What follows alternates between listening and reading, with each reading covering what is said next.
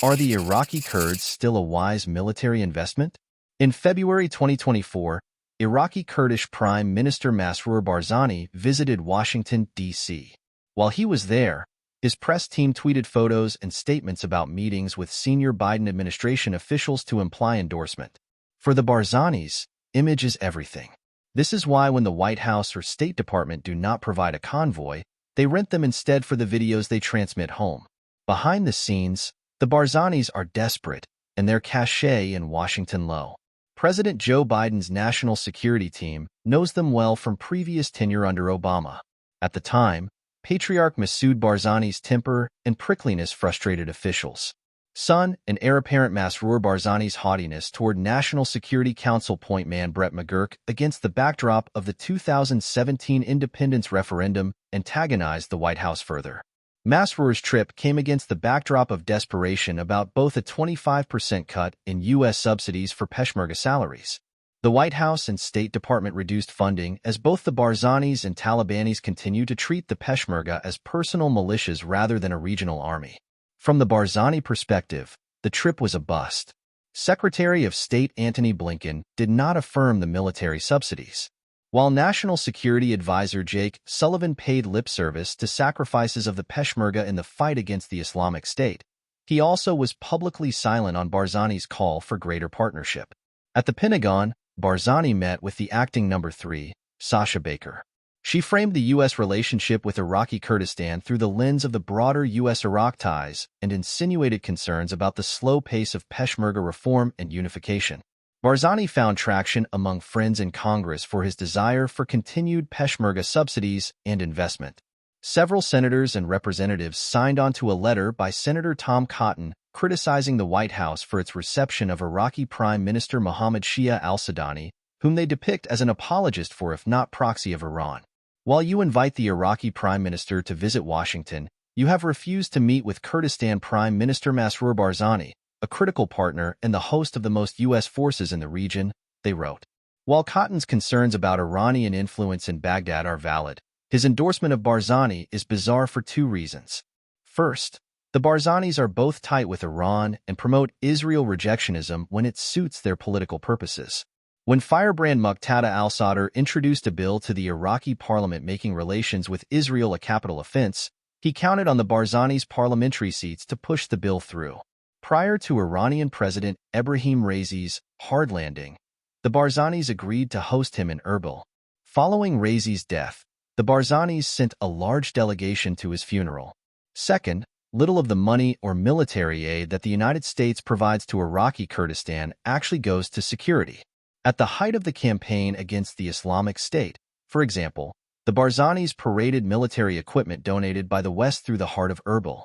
Rather than send it to the front, Masoud and Masroor Barzani hoard it to bolster their own power vis-a-vis rivals.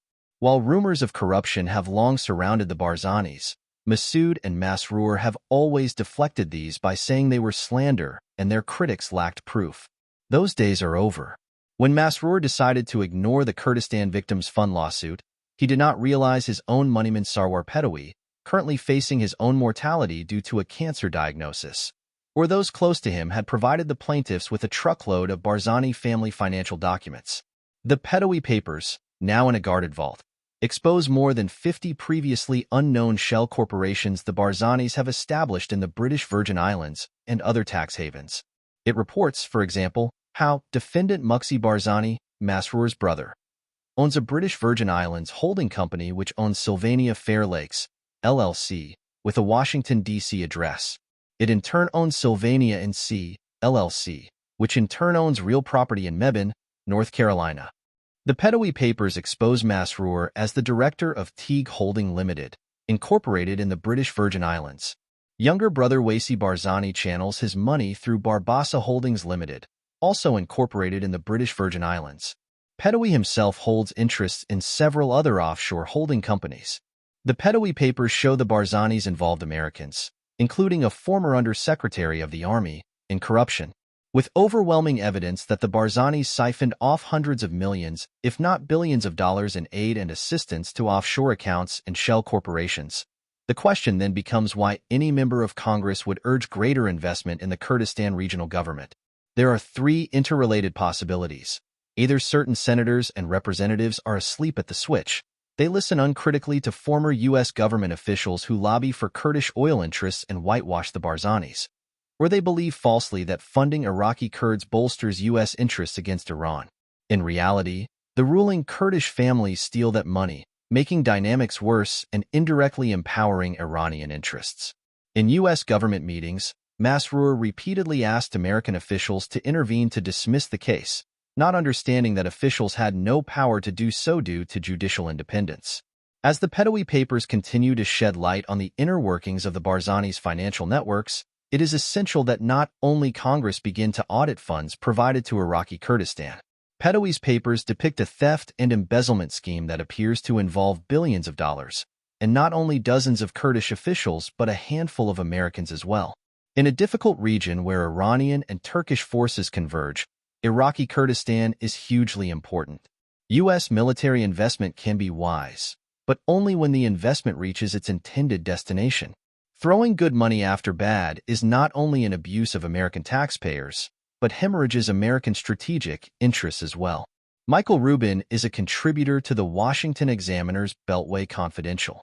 He is Director of Policy Analysis at the Middle East Forum and Senior Fellow at the American Enterprise Institute.